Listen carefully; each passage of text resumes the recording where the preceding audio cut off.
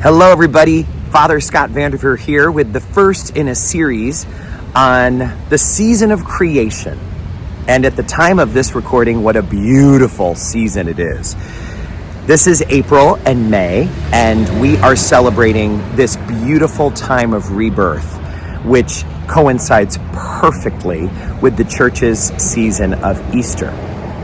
The season of creation is a gift to the church given to us by our late Holy Father, Pope Francis, who, in the spirit of his namesake, Saint Francis of Assisi, wrote a really powerful encyclical. And it starts with the opening words of one of Saint Francis of Assisi's most famous prayers. Praised be you, God of all creation, Laudato Si.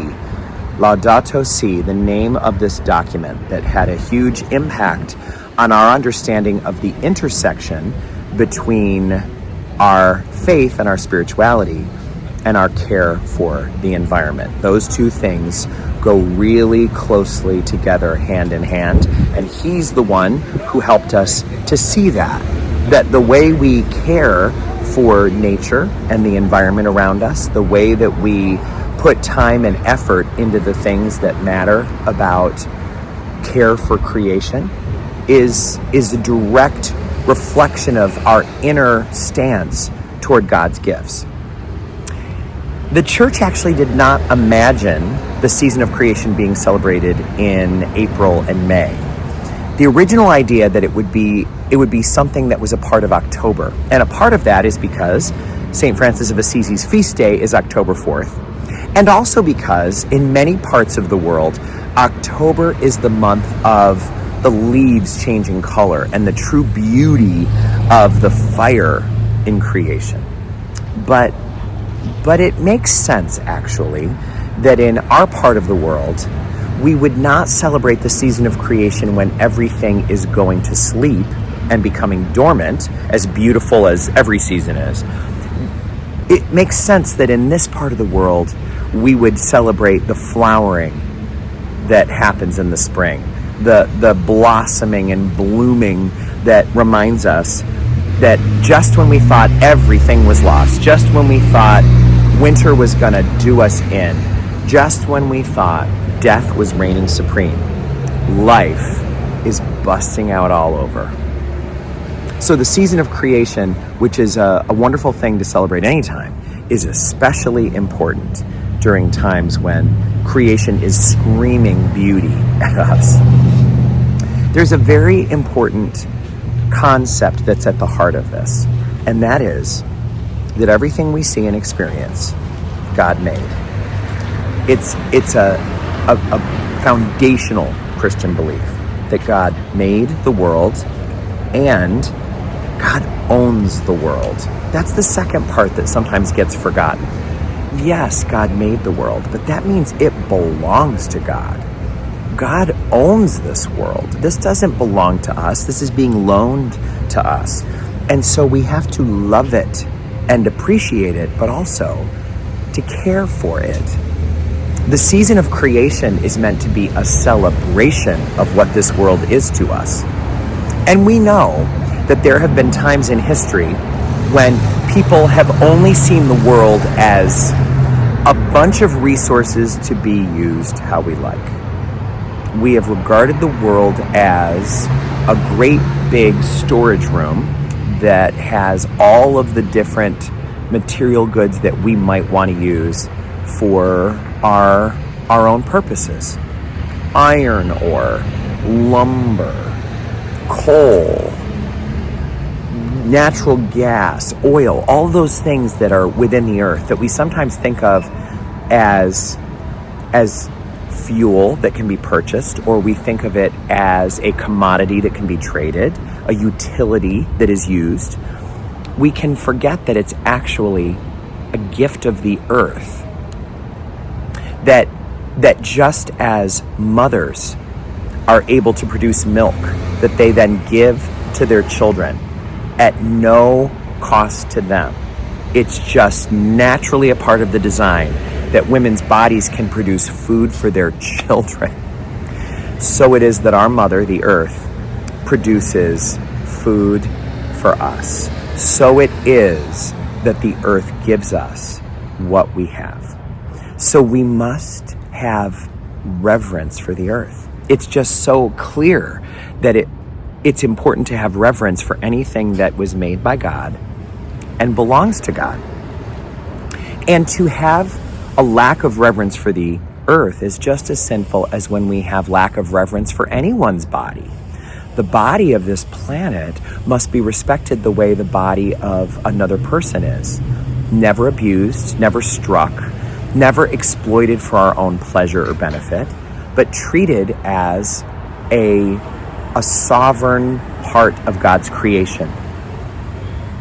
It's interesting for us to recognize that we are living in a time when the earth is speaking out about its having been misused, perhaps, or at least being heavily used. You know, any appliance that you use all the time is going to start showing wear and tear. And a dishwasher can't run 24 hours a day and not need to be repaired, or actually perhaps break down irrevocably. And the earth is saying something similar to us. It's interesting that we treat it like something that is inexhaustible when we are living in a time where there is no cod fishing available anywhere around Cape Cod. We have fished Cape Cod completely fishless of cod. We're living in a time where even the great fishing banks of the Maritimes of New England and Canada completely fished out. And so now we're needing to do our fishing on farms. And we notice that the fish doesn't taste the same, doesn't nourish us in the exact same way, doesn't hold ingredients in recipes the same way. So we're aware that things are awry, amiss, when we exhaust the fishing banks.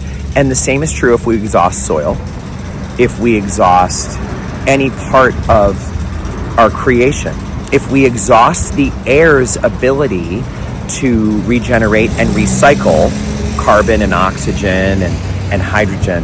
If we exhaust it, it's like leaving a TV on day and night and day and night and day and night. And then when we turn it off, we realize, oh, the screen has been harmed. If we blare our radio in our car day and night and day and night, and then we hear the woofers and the tweeters in the sound speakers are starting to have a bit of a interference noise with them. They're actually damaged, and they can't just rest and recover. They actually might not ever work again the same way. Pope Francis said something really interesting. He said, God always forgives. Human beings are called to forgive, but the earth is unable to forgive. The earth runs by the law of cause and effect. And so it's almost like when Jesus says the measure with which you measure will be measured out to you, that idea of karma. When Jesus says that to us, he is saying the earth is submitted to the law of cause and effect. What we do to the earth will show up in the way the earth performs from then on. So, according to the law of cause and effect, the earth is not able to forgive and pour out mercy the way that God does, or to practice forgiveness the way humans are called to by the teachings of Jesus. The earth lives by the law of cause and effect, the way that speakers in our car do, where if the number of decibels gets too great and the little papers that are part of the tweeters and the woofers tear, if there's micro tears, they will report that to us, and they are unable to forgive us for turning the radio too high and then repair themselves. They can't repair themselves. Tweeters and woofers live by the law of cause and effect, and so does nature and the systems of nature. So while God will forgive, while human beings are called to forgive, creation is going to tell us exactly what are the results of our actions? What are the consequences that we must face?